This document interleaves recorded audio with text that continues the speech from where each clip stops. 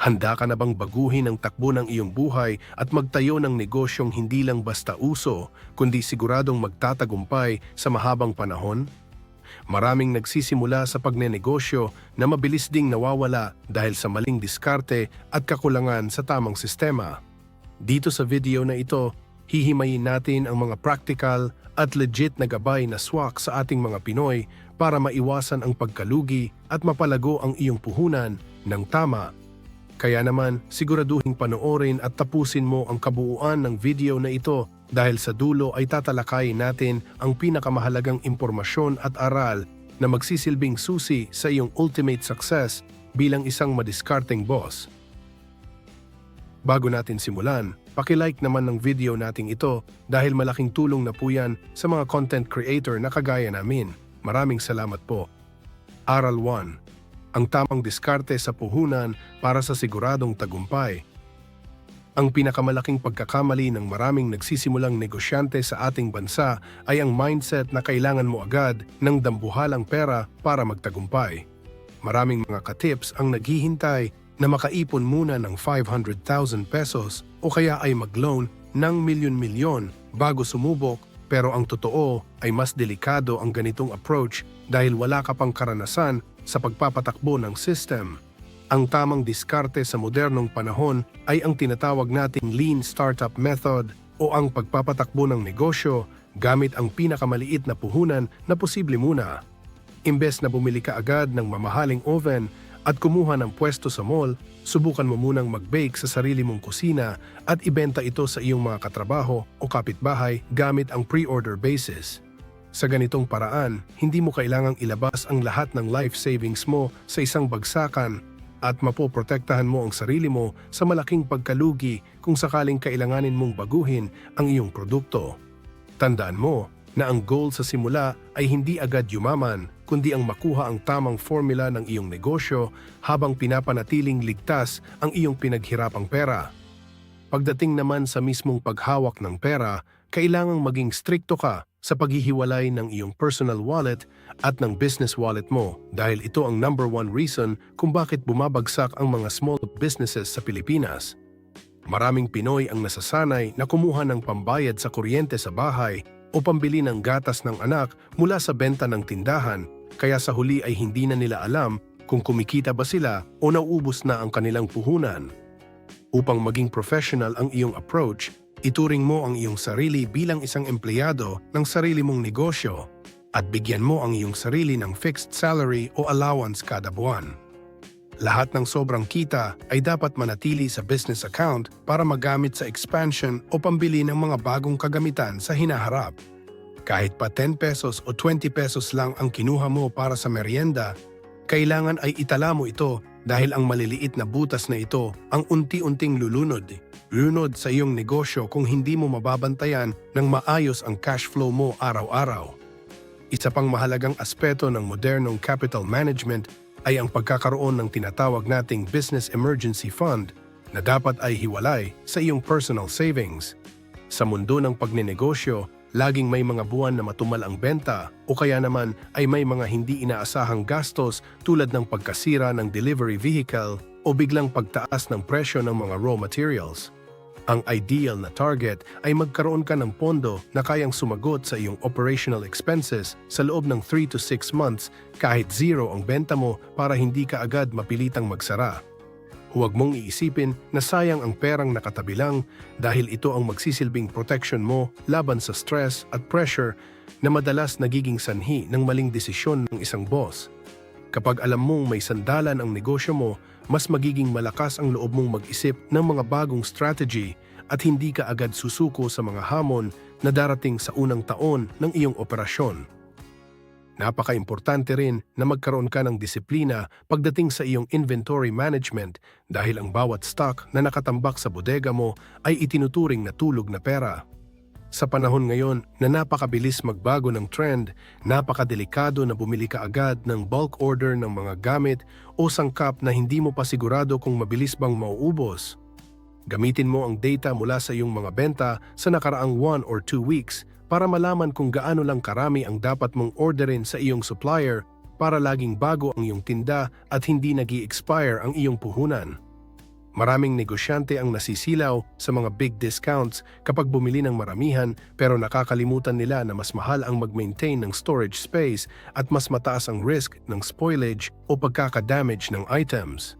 Mas maganda na maging efficient ka sa pag-order ng sapat lang kaysa mabaon ng pera mo sa mga gamit na hindi naman agad nagiging cash dahil ang liquidity o ang pagkakaroon ng hawak na cash ang pinaka-importanting aspeto ng survival sa business. Panghuli, kailangan mong itala ang bawat tsentavo na lumalabas at pumapasok sa iyong negosyo sa pamamagitan ng simple pero accurate na bookkeeping system. Hindi mo kailangang maging accountant para gawin ito dahil pwede mo namang gamitin ang mga libreng apps o kahit isang simpleng notebook lang basta't consistent ka sa paglilista. Isulat mo ang lahat mula sa pamasahe mo sa tricycle, papuntang palengke hanggang sa huling piraso ng packaging tape na ginamit mo sa pagbalot ng order ng iyong customer. Maraming ka-tips ang nagugulat na malugi sila kahit malakas ang benta dahil hindi nila napapansin ang mga hidden costs na ito na kumakain sa kanilang profit margin. Kapag malinaw sa iyo ang mga numbers, mas madali mong makikita kung saan ka pwedeng magtipid at kung magkano ba talaga ang dapat mong ituring na net income mo sa bawat buwan. Ang pagiging hands-on sa iyong finances ang magbibigay sa iyo ng kumpiyansa na palaguin ang iyong negosyo dahil alam mo sa sarili mo na solid ang pundasyon ng iyong puhunan at hindi ka basta-basta mabubuwag ng anumang kompetisyon. Aral 2. Target Market. Sino ba si Suki at paano siya hahanapin? Ang susunod na mahalagang hakbang na dapat nating pag-usapan para sa iyong tagumpay ay ang pagpili at pagkilala sa iyong tamang target market o ang mga taong tinatawag nating suki. Maraming mga Pinoy ang nagkakamali sa pag-iisip na ang produkto nila ay para sa lahat, pero sa realidad ng pagnenegosyo, kapag sinubukan mong ibenta ang lahat sa lahat ng tao, madalas ay wala kang mabebentahan ng maayos. Ang modernong approach sa pagnenegosyo ay ang paghahanap ng isang specific na grupo ng mga tao na may isang specific na problema na ikaw lang ang may kayang rumesolba sa pinakamabilis at pinakapraktikal na paraan. Halimbawa, kung magtatayo ka ng food business, kailangang malinaw sa iyo kung ang target mo ba ay mga estudyanteng naghahanap ng budget meal na worth 35 pesos o mga office workers na willing magbayad ng 150 pesos para sa isang healthy at organic na salad. Kapag kilala mo kung sino ang iyong pinagsisilbihan, mas madali mong maia-adjust ang iyong presyo, ang lasa ng iyong produkto, at ang paraan kung paano mo sila kakausapin sa social media.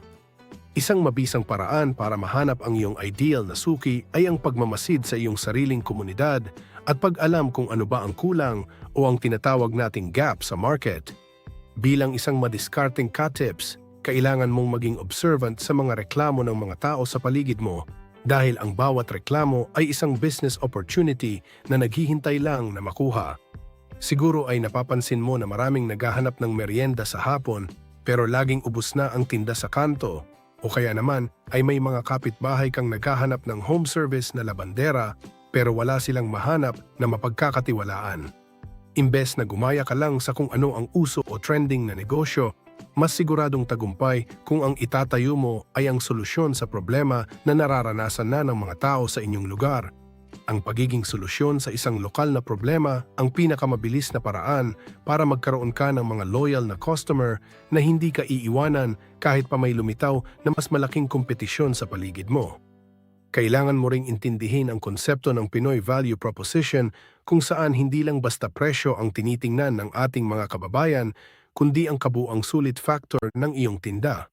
Sa kulturang Pilipino, napaka-importante ang tiwala at ng relasyon, kaya naman kailangan mong ipakita na ang bawat piso na ibabayad nila sa iyo ay may katumbas na mataas na kalidad at maayos na serbisyo. Huwag kang matakot na magtaas ng presyo ng kaunti kung alam mong mas masarap, mas malinis, o mas mabilis ang serbisyo mo kumpara sa iba dahil ang mga tunay na suki ay marunong mag-appreciate ng value.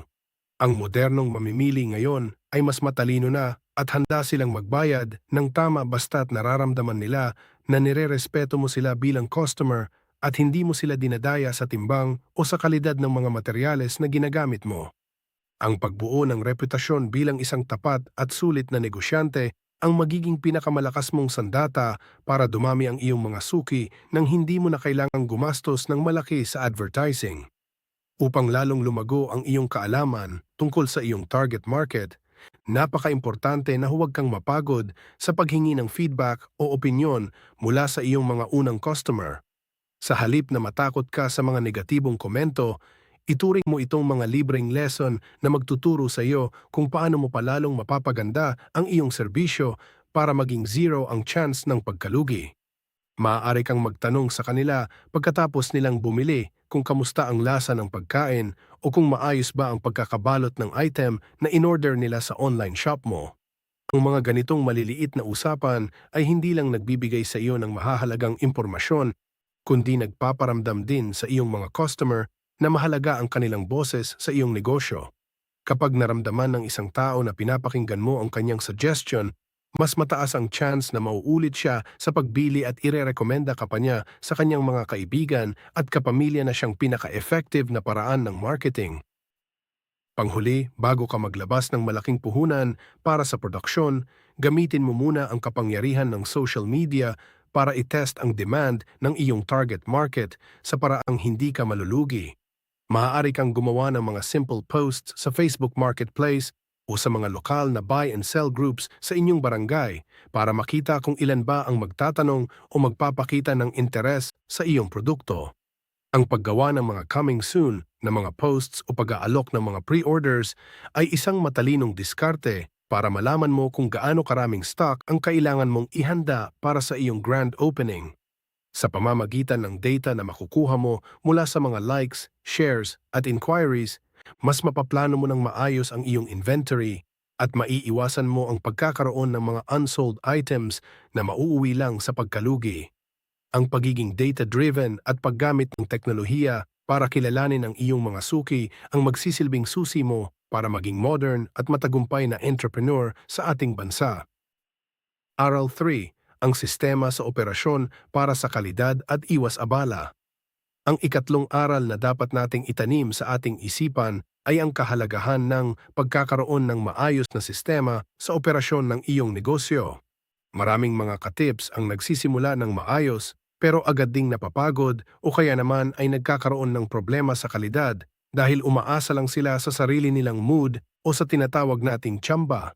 Ang modernong diskarte sa pagnenegosyo ay nangangailangan ng tinatawag na standardization o ang paggawa ng mga hakbang na pare-pareho ang resulta kahit sino pa ang gumagawa nito.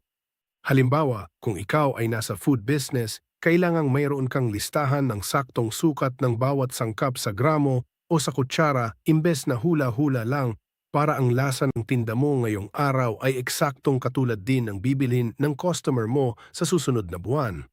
Kapag meron kang sinusunod na sistema, maiiwasan mo ang reklamo ng mga suki at mas magiging madali sa iyo na mag-train ng makakatulong o empleyado sa hinaharap dahil mayroon ka ng malinaw na pattern na ipapamana sa kanila.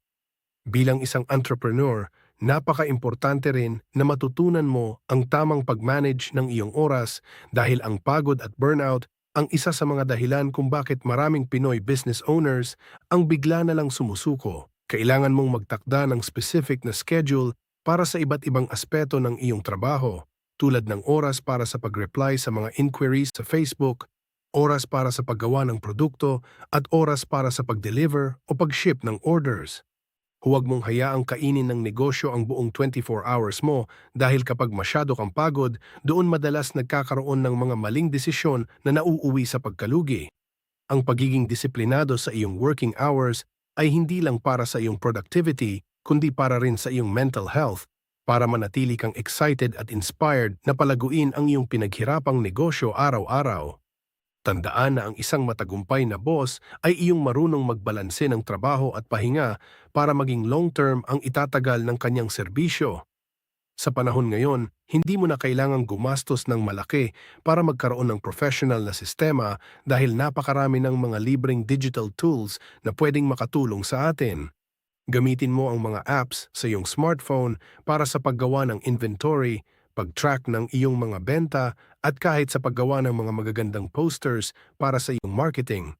Maaari kang gumamit ng Google Sheets para masiguradong walang nakakalimutang items sa bodega o kaya ay gumamit ng Facebook Business Suite para mas mapadali ang pakikipag-usap sa iyong mga customer ng sabay-sabay. Ang mga modernong ka-tips ay hindi lang basta masipag, kundi madiskarte rin sa paggamit ng teknolohiya para mabawasan ang manual labor at mapabilis ang pagproseso ng mga orders. Kapag digital na ang iyong records, mas madali mong makikita ang takbo ng iyong negosyo at hindi ka na maguguluhan sa tumpak na bilang ng iyong mga paninda at kinikita sa bawat linggo. Isa pang dapat mong pagtuunan ng pansin ay ang iyong supply chain o ang pagpili ng mga suppliers na magbibigay sa iyo ng mga raw materials sa tamang oras at tamang presyo. Huwag kang dumepende sa iisang supplier lang dahil napakadelikado nito kung sakaling mawalan sila ng stock o kaya ay biglang magbago ang kanilang kalidad.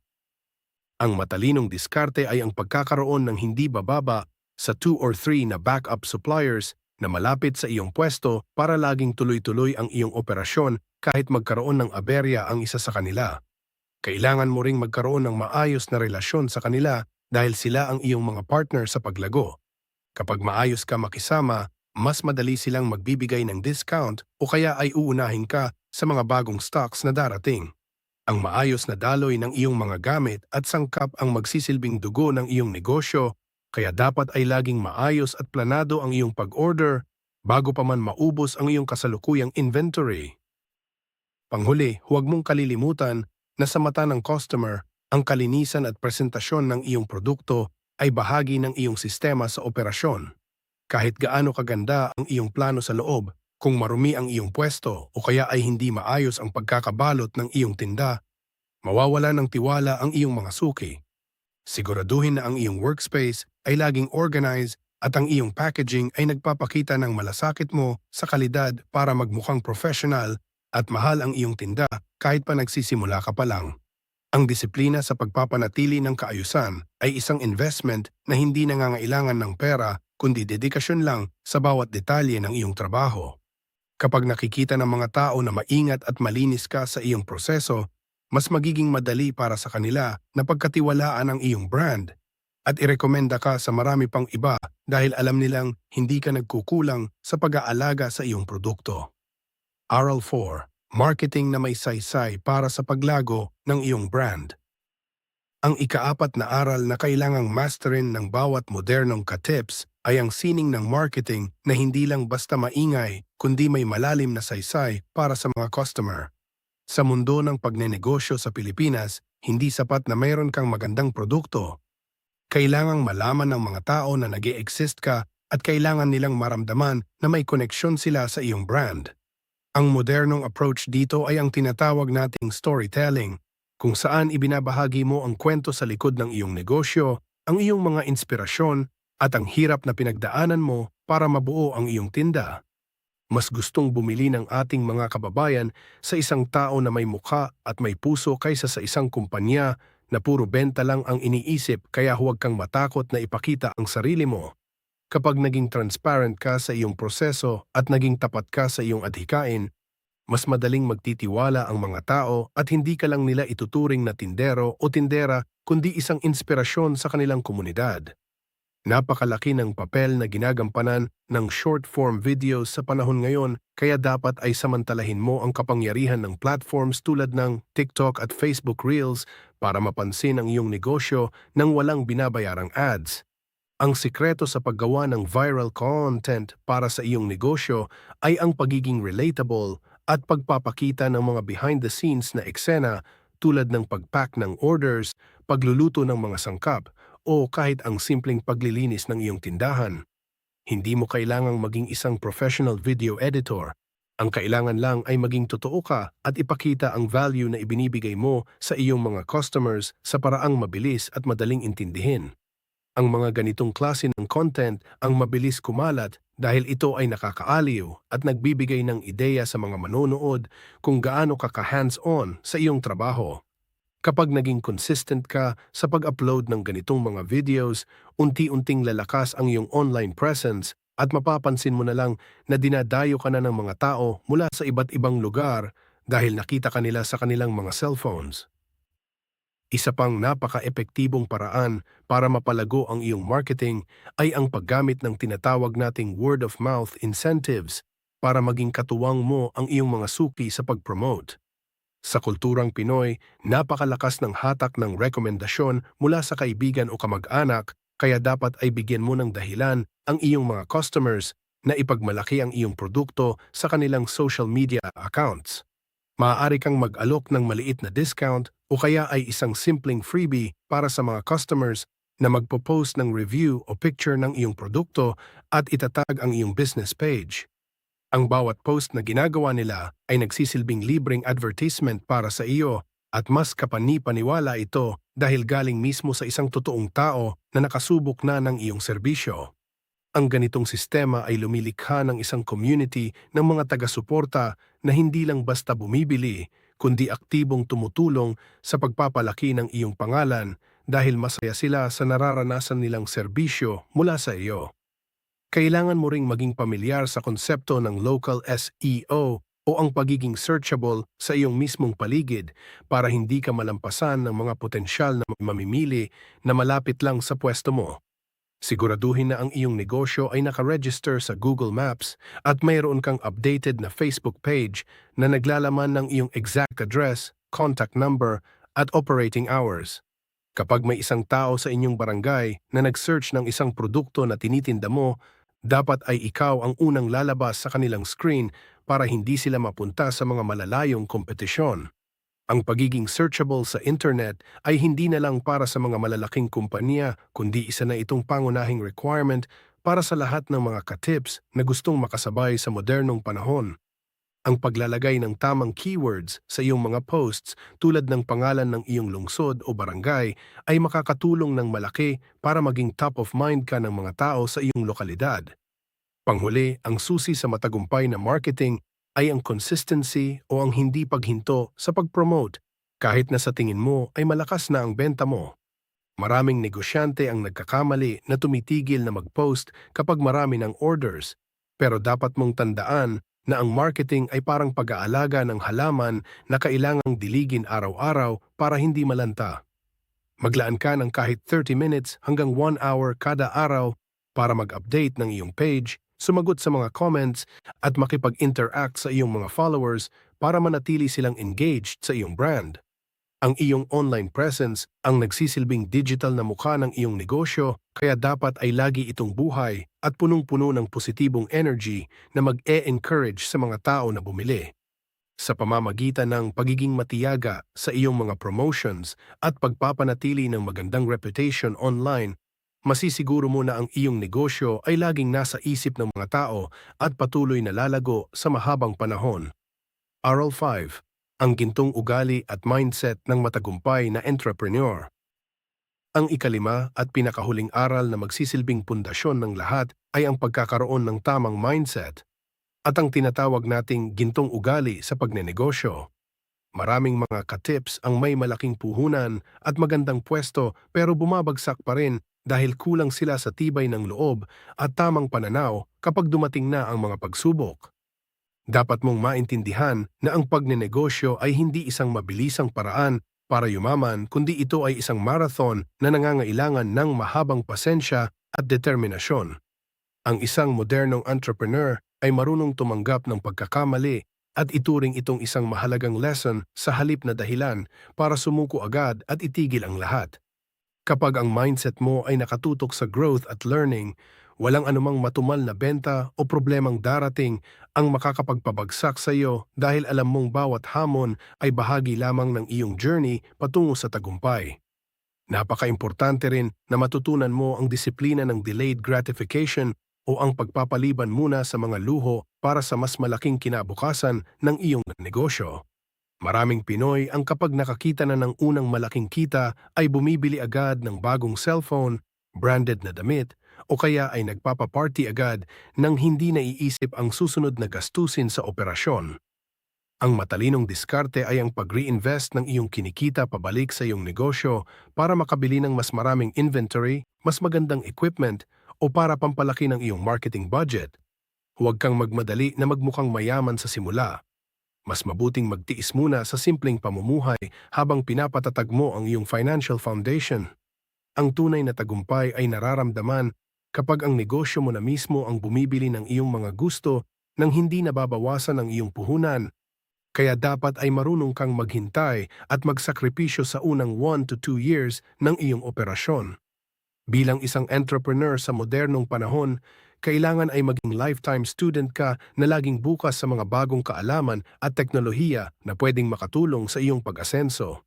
Huwag mong iisipin na dahil kumikita ka na, ay alam mo na ang lahat dahil ang mundo ng negosyo ay napakabilis magbago at ang mga hindi marunong sumabay sa agos ay naiiwan at nalulugi. Maglaan ka ng oras para manood ng mga tutorials, makinig sa mga business podcasts, o magbasa ng mga articles tungkol sa mga bagong trends sa iyong industry para laging updated ang iyong diskarte. Ang pag-invest sa sarili mong kaalaman ay ang pinakamagandang investment na magagawa mo dahil ang talino at karanasan mo ang hindi mananakaw ng sinuman at ito ang magliligtas sa iyo sa mga maling desisyon. Ang mga matagumpay na boss ay iyong mga taong mapagkumbaba na laging nagtatanong at handang matuto mula sa iba kahit pa sa mga mas bata o mas bago sa larangan ng pagnenegosyo. Ang integridad at pag-aalaga sa iyong reputation ay isa ring gintong ugali na magbibigay sa iyo ng sure success sa mahabang panahon dahil ang tiwala ng tao ang pinakamahalagang capital na mayroon ka. Sa panahon ngayon na madali nang mag-viral ang mga negative reviews, kailangan mong maging tapat sa lahat ng iyong transaksyon, maging ito man ay sa timbang ng iyong tinda, sa kalidad ng materyales o sa pagtupad sa iyong mga pangako. Huwag kang manlalamang ng kapwa para lang kumita ng mabilis dahil ang sandaling benta na makukuha mo ay hindi sulit kumpara sa pangalan na masisira sa iyong komunidad. Kapag kilala ka bilang isang negosyante na may isang salita at may malasakit sa customer, ang mga tao na mismo ang magiging marketing team mo dahil kampante silang irekomenda ka kahit kanino. Ang pagiging matapat ay hindi lang moral na obligasyon kundi isa itong napaka-practical na business strategy para manatiling matatag ang iyong brand sa loob ng maraming dekada. Panghuli, ang pagkakaroon ng sapat na pasensya at pagtitiwala sa proseso ang maghihiwalay sa iyo sa mga taong hanggang simula lang at hindi natatapos ang kanilang nasimulan.